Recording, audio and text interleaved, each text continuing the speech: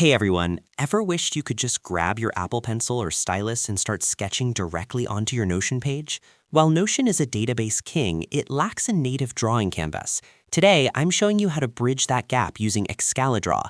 This 2026 workflow gives you an infinite, hand-drawn whiteboard right inside your dashboard. Let's set it up.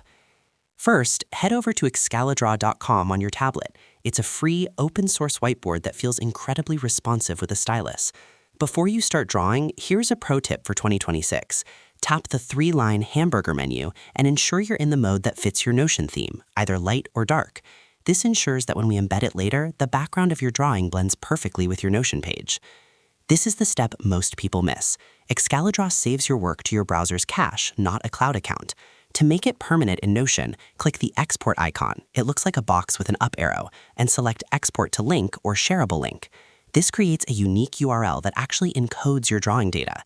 Without this specific link, your Notion embed will show up empty when you open it on a different device. Now, jump over to Notion. Go to the spot where you want your canvas to live and type /embed. Paste that shareable link we just generated and hit Embed Link. In a second, your sketch will appear. Because it's a live window, you can pick up your stylus and continue adding to the drawing directly within the Notion block. It's like having a native pen tool built into the app.